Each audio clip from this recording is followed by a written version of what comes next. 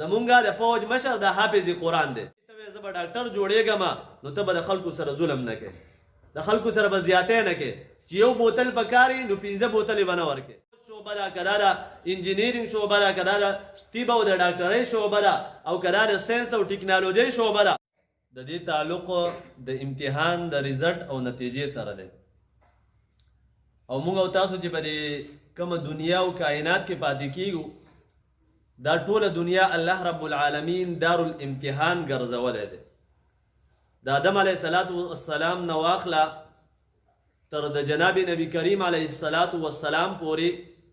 څومره انبیاء کرام چې راغلي دي په سنه درجه کې الله رب العالمین په هغوی باندې امتحان کړی دی،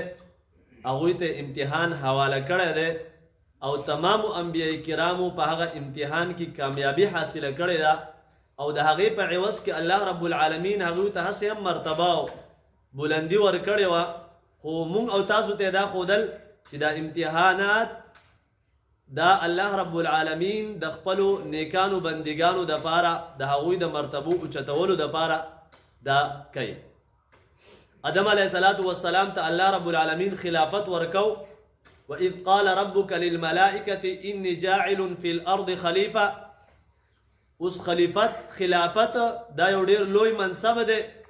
د خلکو نگرانی کول او د خلکو تعلق د الله سره جوړول، د الله حکمونه او د وحی علوم دا بندګانو ته په اکمل او اتمې طریقې سره په احسن طریقې سره رسول، دا یو ډېره لویه ذمهواري وه. او د هغې سره د آدم علیه السلام نه مخکې فرشتې د الله رب العالمین مقرب مخلوق دی. لا يعصون الله ما امرهم ويفعلون ما يؤمرون. الله پاک داسې مخلوق پیدا کړی دی چې د هغوی نه په یو وخت کې هم دا سیکنډ برابر د یو د سترګې د رب برابر د الله نافرماني نه کیږي. نو د هغه فرشتو دا سوچ راغی چې آدم علیه السلام الله رب العالمین خلیفه جوړی او آدم علیه السلام به خلیفه وي، د خلکو نگرانی به کوي. د هغې دپاره الله رب العالمین د آدم علیه السلام امتحان واخیستو، نمونه فرشتو ته هم وښودل، آدم علیه السلام ته هم وښودل. آدم علیه السلام په هغې کې کامیابي حاصله کړه، تپوسونه یې ترې وکړه په دې کائنات کې چې څومره څیزونه موږ او تاسو ته په نظر باندې راځي، دا څومره نومونه دي، د څومره څیزونو نومونه دي، دا ټول نومونه ورته آدم علیه السلام په هغه وخت کې ویلي. هغه پکې کامیاب شو، فرشتې پکې ناکامه شو په هغه امتحان کې. دا یې وښودله چې آدم علیه السلام ته زه دا منصب ورکومه، دا خلافت ورته ورکومه، دا د خپلو بندګانو خلیفه جوړومه، نگران یې جوړومه، نو په ده کې صلاحیت شته د دې خبرې چې دا نگراني وکړي. دغه شان ابراهیم علیه السلام باره کې الله رب العالمین فرمایي وَإِذِ ابْتَلَىٰ إِبْرَاهِيمَ رَبُّهُ بِكَلِمَاتٍ فَأَتَمَّهُنَّ. موږ په ابراهیم علیه السلام باندې ازمایش وکړو، امتحان هم پې وکړو، هغه په هغه امتحان کې کامیاب شو. او د هغې د دنیا شی واقعات قرآن کریم کې احادیث مبارکو کې پیغمبر علیه السلام بیان کړي. بهرحال زما د خبرې مقصد دا دی چې دا دنیا دارالامتحان دی، د هغه امتحاناتو تعلق دا د آخرت سره و. او زمونږ په دې دور کې هم د بعضې امتحانات داسې به موږ باندې راځي چې د هغې تعلق د آخرت سره وي، او د سکول او دا په دنیوي چې کوم تعلیم دی د دې تعلق دا د دنیا سره دی چې په دنیا کې زمونږ او ستاسو امتحان وشو. په دې امتحان نه مخکې به کمې پرچې شوي، د هغې دپاره کم وخت مقرر شوی او د پرچو دپاره ورځې مقرر شوي وي. اوس په هغه امتحان کې که چا محنت کړی دی نو نن به د هغه محنت ریزلټ او ثمره د هغې کامیابي دا به دته اورولی کېږي او دی به ویني. چا ډېر محنت کړی دی نو هغه ته به ډېر انعام میلاویږي، چا لږ محنت کړی دی هغه ته به لږ انعام میلاویږي، او چا بیخي لږ کړی دی نو هغه ته به هم لږ انعام، او چې چا د سره نه دی کړی نو هغه به هم نه خفه کېږي. هغه به هم خفه کېږي نه، هغه به هغه کسانو ته وګوري چې هغه چا ته ډېر انعام میلاو شوی دی، ورپسې انعام میلاو شوی دی او په 3 نمبر انعام میلاو شوی دی، نو دی به سوچ کوي چې یاره دا ډېر انعام خو نشم اخیستی زه، لکه نو د 2 نمبر انعام چې چا ته میلاو شوی دی ایا دا هم نشم اخیستی، دا چا ته چې په 3 نمبر پوزیشن میلاو شوی انعام میلاو شوی دی دا هم نشم اخیستی. نو د سره به دا احساس را پیدا شي تاسو دلته را غونډېدل د استادانو دا دلته ناسته د دې انعاماتو دا مقررول او د دې لپاره دا دومره هلې ځلې کول د دې مقصد هم دا دی چې مونږ او تاسو کې دا احساس را پیدا شي چې یاره زما سره پلانکی طالب علم دی د پس پوزیشن واغېستو دی زما سره یو شان پاتې کېږي په مدرسه کې یا بهر په کور کې چې کوم د بهر نه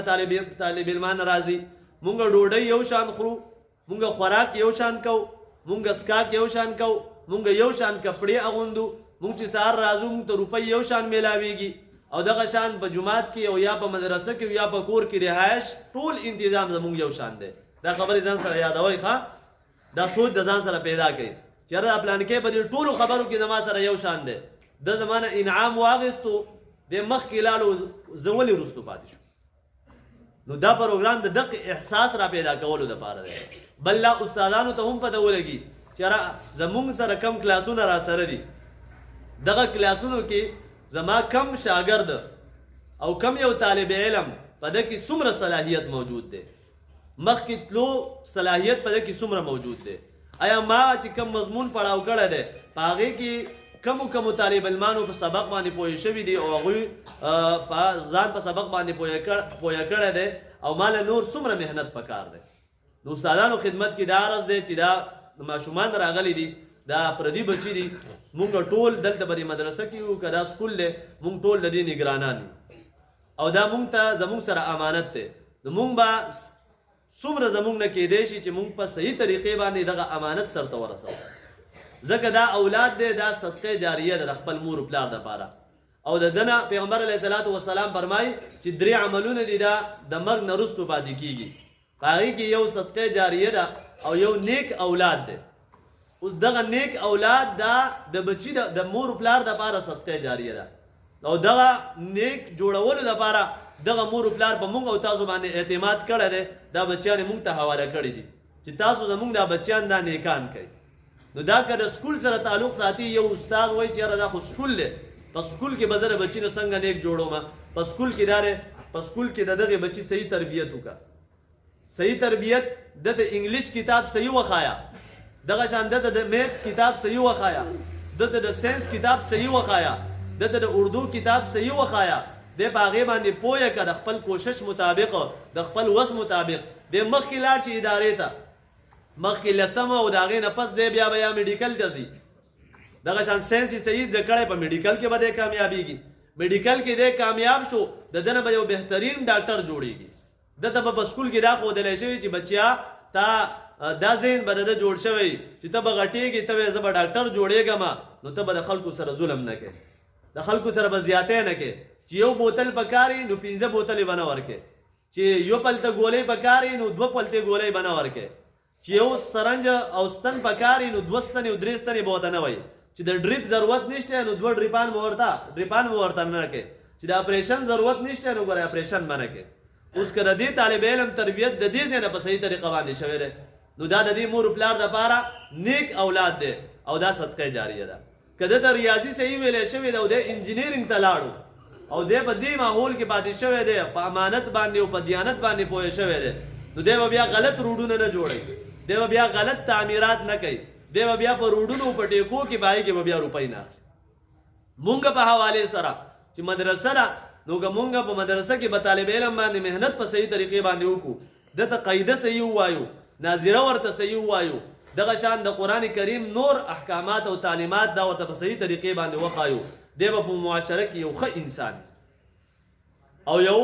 نیک انسان به وي دی به خپل مزد صحیح کوي دی به خپل د قرآن تلاوت په دغه شعبو کې که دا د پوسټ شعبه ده که دا د انجینیرینګ شعبه ده که دا د طب او د ډاکټرۍ شعبه ده او که دا د ساینس او ټکنالوژۍ شعبه ده په دغه ټولو شعبو کې به د انجینیر وي خو دی به یو ښه مسلمان وي دی به ډاکټر وي خو دی به یو ښه ډاکټر وي دغه شان دی به یو بله عهده او منصب باندې دی به ایسوچو وي په دې مخ ورځ کې ما یو ویډیو کته که نه یو ایسوچو دی او هغه په قبر په غاړه باندې ولاړ دی او هغه ایسوچو داسې ټیټ بیان وکړو چې زه ورته پخپله حیران شوم ونې د قرآن کریم آیاتونه او ونډه احادیث مبارکه او عبارتونه د فقه د کتابونو عبارتونه اوس پته ماته نه لګېده چې یاره دې سړي به یا علم کړی و ځکه ښه ښکلې ږیره وه ټیټ بیان یې وکړو ټیټ زبردست د قبر په مناسبت سره. اوس ګوره دغه لا تربیت چېرته حاصل کړی که نه دغه شان به دې اوس دا دی زمونږ دا چې کوم د فوج مشر دی که نه اگر چې ګیره خرئ خو ټول خلک دا ټوله دنیا راغستې دا نیټ او فیسبوک ټول د هغې نه ډک یاره دا حافظ قرآن دی زمونږ د فوج مشر دا حافظ قرآن دی او دا پلانکې چل کړی دی او پلانکې او ډینګې دا خبرې کوي. نو مونږ او تاسو د دغې خبرې استادانو هم کوشش پکار دی چې دا ماشومان دا زمونږ سره امانت دی مونږ د دغې امانت په صحیح طریقې باندې خیال وساتو او طالب علمانو هم پکار دی چې د خپلو استادانو قدر کوي. هر یو استاد چې د ده سکول استاد دی د سره پیرډ شته او که نشته دی د مدرسې استاد دی د سره پیرډ شته او که نشته دی د مدرسې طالب علم دی دی په سکول کې سبق وایي او که نه وایي د سکول د استاد د سره پیرډ شته او که نشته نو د خپلو استادانو به مونږ څه کوو د خیره سره قدر او احترام به کوو. صحیح ده. او چې کم دلته اوس کم رزلټ ده واورولی شي چا ته پوزیشن میلاو شي نو هغه به غرور نه کوو چې یاره بس ما خو پوزیشن واخیستو او دی د ځمکې نه یو پټ چوت رواني غرور به نه کوو په دې باندې به د الله شکریه ادا کوو. څه چل به کوو د الله شکریه به په دې باندې ادا کوو. 2 رکعته به ماسپښین نفل وکړو چې الله پاکه شکر دی خدای پاکه ته ماته توفیق راکړو ما امتحان کې کامیابي حاصله کړه دا ستا کرم او ستا فضل او مهرباني وه. کومو وړو چې پوزیشن یې وانخیستې دا به خفه کېږو نه دا به مایوسه کېږو نه بلکې دا به وایو چې انشاءالله په دې امتحان کې ما پوزیشن نه راغستی آینده چې کم امتحان دی په هغې کې به زه پوزیشن اخلم. او قابلان واړه دا به دې چې کم کمزوري واړه دي هغې ته به مونږ دعاګانې کوو چې خدای پاکه دله هم توفیق ورکړي. الله رب العالمین دې د عمل کولو توفیق